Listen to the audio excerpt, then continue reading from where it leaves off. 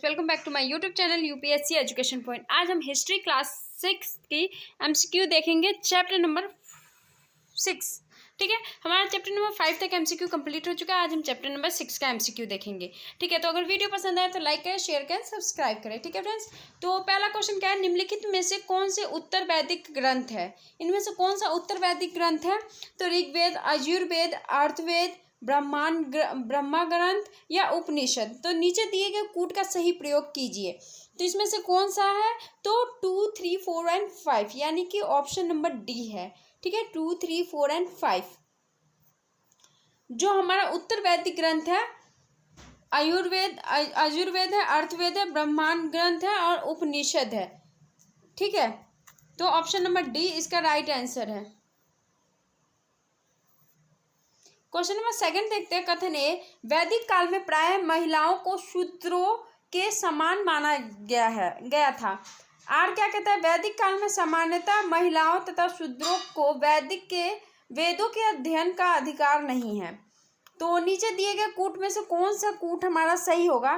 तो इसमें से बी हमारा सही, ए और आर दोनों सही है, परंतु ए आर की स्पष्टीकरण नहीं करता है। ठीक है, तो जो वैदिक काल में महिलाओं को शूद्रों का सामान्य माना गया था और वैदिक काल में सामान्यतः महिलाओं तथा शूद्रों को वैदिक अध्ययन करने का अधिकार नहीं था।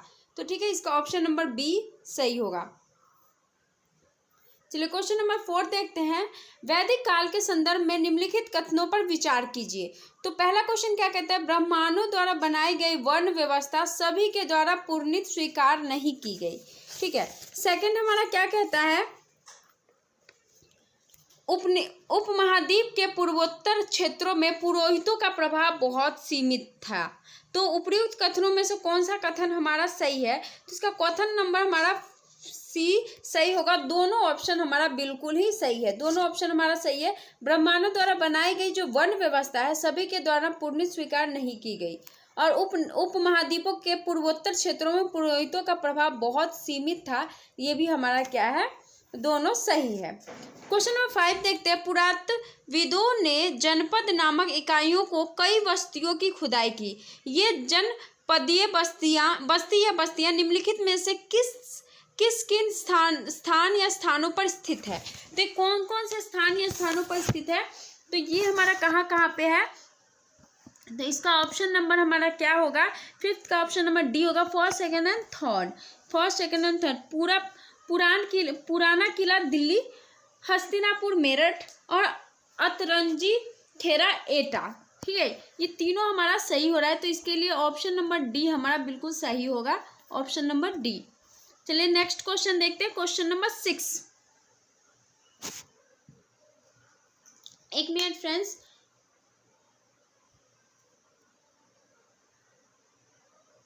हाँ, क्वेश्चन नंबर 6 देखते हैं। महाजनपदों के संदर्भ में निम्नलिखित कथनों पर विचार कीजिए। पहला ऑप्शन क्या है, महाजनपदों की कई राजधानियों में किलाबंदी की गई थी। सेकंड क्या है, राजा सेना रखने लगे थे जिसे वेतन दिया जाता था। वेतन का संपूर्ण भुगतान आहत सिक्कों के रूप में दिया जाता था। उपयुक्त कथनों में से कौन सा कथन सही है? आहत सिक्के मैंने आप लोग को बताया था कि जो किसी चीज़ से ठोक के बनाया जाता है उसे क्या कहते हैं, आहत सिक्के कहते हैं। तो ऑप्शन नंबर 6 का आंसर क्या होगा, सिर्फ ऑप्शन नंबर 6 का ए राइट आंसर होगा। ठीक है, जो आहत सिक्के देकर वेतन दिया जाता था ये बिल्कुल ही गलत है। महापाषाण की राजधानियों में किलाबंदी की जाती थी ताकि दूसरे जो राजा हैं उनसे दुश्मनों से सेफ्टी की जा सके। क्वेश्चन नंबर 7 देखते हैं। महाजनपदों की कर प्रणाली के संदर्भ में निम्नलिखित कथनों पर विचार कीजिए। पहला क्या है, प्राय उपज का 1/3वां हिस्सा कर के रूप में निर्धारित किया जाता था जिसे भाग कहा जाता था। सेकंड क्या कहता है, कारीगरों को श्रम के रूप में कर का भुगतान करना होता था। उपयुक्त कथनों में से कौन सा कथन सही है? तो ये बी सही है, ऑप्शन नंबर बी सिर्फ सही है। ठीक है, केवल 2 सही होगा कि कारीगरों को श्रम के रूप में कर भुगतान करना पड़ता था। क्वेश्चन नंबर 8 देखते हैं। महाजनपदीय कर व्यवस्था के संदर्भ में निम्नलिखित कथनों पर विचार कीजिए। पशुपालकों को जानवर या उसके उत्पाद के रूप में कर देना पड़ता था। सेकंड क्या कहता है, व्यापारियों को सामान खरीदने बेचने पर भी कर देना पड़ता था। थर्ड क्या कहता है, आखेटक और संग्राहक कर से संपूर्णतः मुक्त थे। उपयुक्त कथनों में से कौन सा कथन सही होगा, तो ये ऑप्शन नंबर फर्स्ट और सेकंड सही होगा। ऑप्शन नंबर फर्स्ट और सेकंड सही होगा कि पशुपालकों को जानवरों या उसके उत्पादक के रूप में कर देना पड़ता था और व्यापारियों को सामान खरीदने बेचने पर भी कर देना पड़ता था। क्वेश्चन नंबर 9 देखते हैं, प्राचीन महत्वपूर्ण नगर कौशाम्बी निम्नलिखित में से किस स्थान पर स्थित है। जो कौशाम्बी है एक नगर है, वो कहाँ पे स्थित है, तो वो इलाहाबाद उत्तर प्रदेश में स्थित है। कहाँ पे है, इलाहाबाद उत्तर प्रदेश यूपी में स्थित है। क्वेश्चन नंबर 10 देखते हैं, महाजनपदीय युग में कृषि क्षेत्र में दो बड़े परिवर्तन आए थे। इन परिवर्तनों के संदर्भ में निम्नलिखित प्रश्नों पर विचार कीजिए। पहला क्या कहता है, हल के फाल अब लोहे के बनने लगे थे। सेकंड क्या कहता है, लोगों ने धान की कृषि बीज छिड़ककर करने के बजाय धान के पौधों का रोपण शुरू कर दिया था।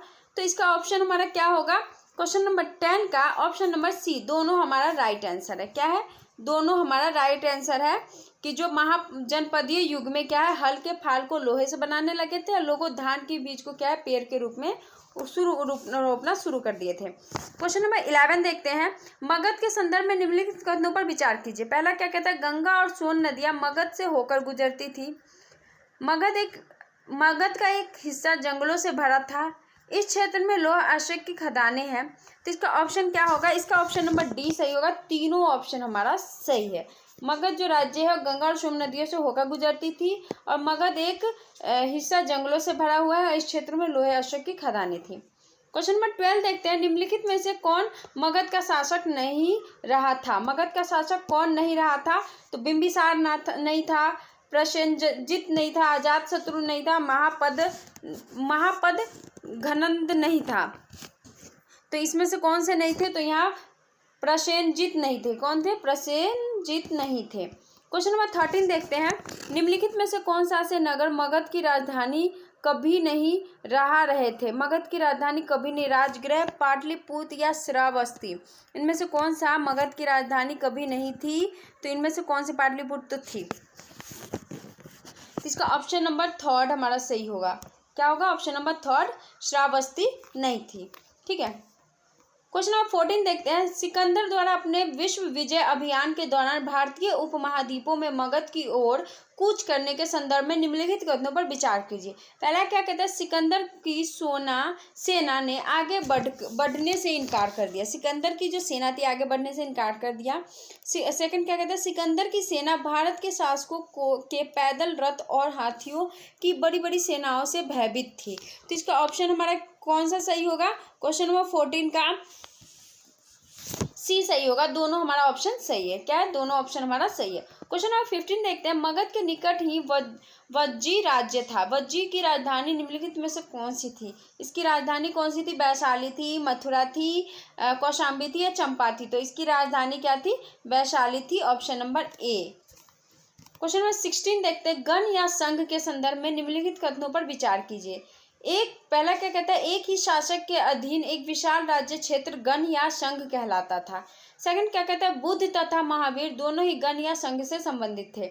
तो उपयुक्त में से दोनों में से कौन सा कथन सही है, तो केवल 2 सही है। क्या होगा, केवल 2 सही है।